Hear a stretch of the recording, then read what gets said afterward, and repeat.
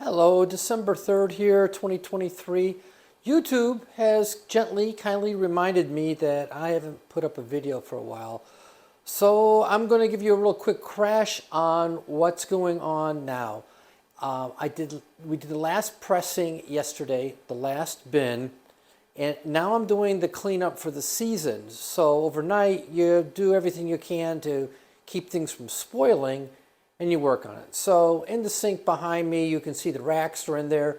I just pulled the rack cloths, were soaking in a percarbonate solution overnight. I didn't want them spoiling, but I also didn't have time to deal with them.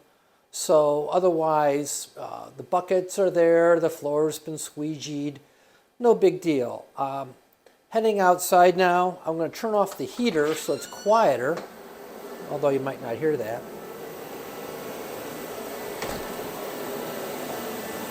I'm going to pretend you can't hear that.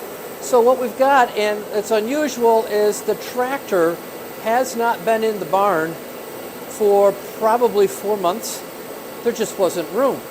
So that end of the barn has been cleared out. The fertilizer that was stored down there is now someplace else. But what's really kind of cool is behind me is the last 4 bins from the commercial grower in Northeast are on the trailer to get hauled back tomorrow so that I get them out of here. The floor, oh my Lord, the floor has been pressure washed. That took a while. There was so much pumice crushed on it that it really took a lot to get the floor clean. Again, we have freezing weather in the forecast, and I want the floor clean and dry beforehand. Now, one thing that is a real challenge is that the pallet jack gets pumice on the wheels, and it does not roll for squat when there's pumice pressed on the wheel. So I lifted it with the forks outside and pressure washed it, and now it's like a new car. It's great. It's wonderful. The fruit washer has been pressure washed out. I'm going to keep blowing air through it to kind of dry it out. Not a big deal. It's going to get some TLC in the spring. On the floor behind me is one of my sprayers that needs to have antifreeze put in it. The other sprayer is over here on a dolly.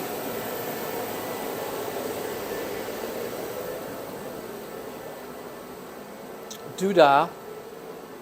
There we go. It will get pumped by a pressure antifreeze. And that goes up in the hayloft. They both actually fit on the elevator, and they go up in the hayloft.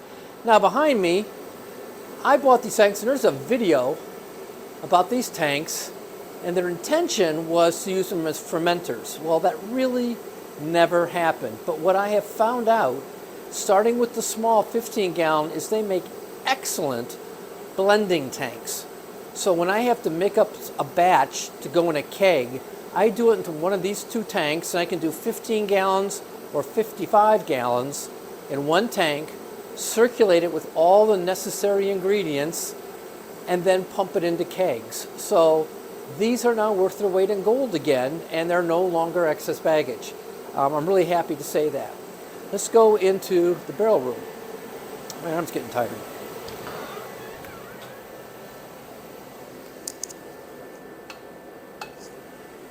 All right.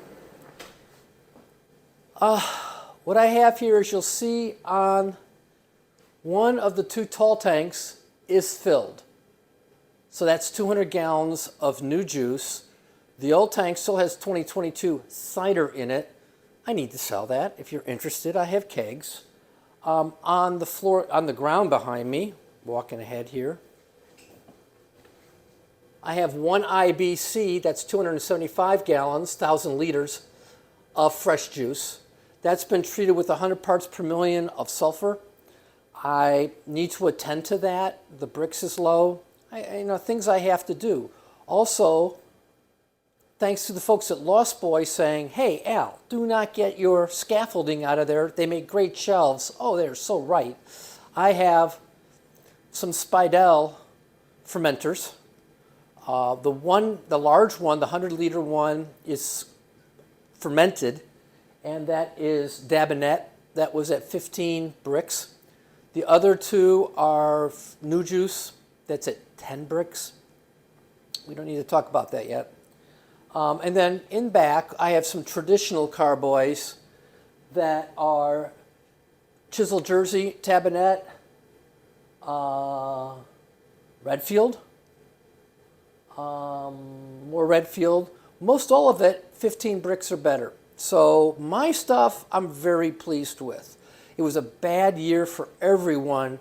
So the commercial grower I got juice from also got hit with not the best. So it happens. I was just glad to be able to get fruit. Oh yeah, up on the cooler there, I have a jockey box. I'm going to be using that not only to try and promote my cider, but also to look at using that for filling bottles with carbonation. That is, if I chill it enough and I watch it, it might help. It might not, but it's worth trying. Lots of things going on. I owe you videos. I apologize. I want to talk more about CO2 capture. CO2 management is huge. It was a very big deal this year. It's going to be a big deal again very soon. So that's about it. It's thunder, lightning, rain. Winter has arrived, and I hope wherever you are, you're warm, safe, dry. I wish you well. I'll be in touch. That's all for now. Bye-bye.